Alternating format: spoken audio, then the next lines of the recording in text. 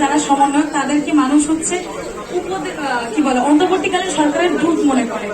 সেই জায়গাটা থেকে প্রশ্ন যে আমাদের দেশের বর্তমানে দুর্নীতির যে জায়গাটা এবং গভর্নমেন্ট অফিসারদের যে দুর্নীতির জায়গাটা বা গভর্নমেন্ট ভার্সিটিগুলোতে ভর্তি হইতে গেলে যে হয়রানির শিকারটা হইতে হয়, এই জায়গাটা থেকে আসলে আপনাদের কি কি পদক্ষেপ এবং সর্বোপরি শিক্ষার্থীদের যে সমস্যাগুলো রয়েছে, হলের সমস্যা এবং হলের যে অনিয়মগুলো রয়েছে, এই অনুযায়ী তাদের কি কি পদক্ষেপ গ্রহণ করতে যাচ্ছে, এটা যদি একটু ক্লিয়ার করতেন।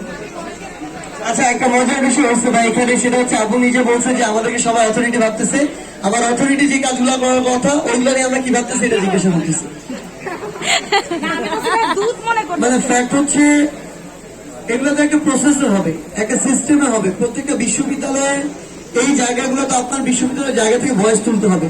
মানে আমাদের কেউ একজন গিয়ে অন্য একটা সরকারি বিশ্ববিদ্যালয়ে ভয়েস তুলে দিবে, এটা তো হতে পারে না, বা যে কোনো একটা প্রাইভেট ইউনিভার্সিটি বা এনিথিং না সেটা। আচ্ছা, একটা জিনিস জাস্ট বলি, আমাদের না নিজেদের দায়িত্ব নিতে হবে। আমি দেখতেছি সবার মধ্যে একটা মানসিকতা, সবকিছু বৈষম্য বিরোধী ছাত্র আন্দোলনের অল্প কয়েকজন ফেস বা এই প্ল্যাটফর্মটাই করবে।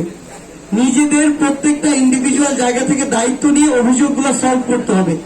অন্তত 60 to 70% কাজ আমরা নিজেরাই নিজেদের জায়গা থেকে ইউনাইটেড হলে করে ফেলতে পারবো। না, অনেক রাগ করছে।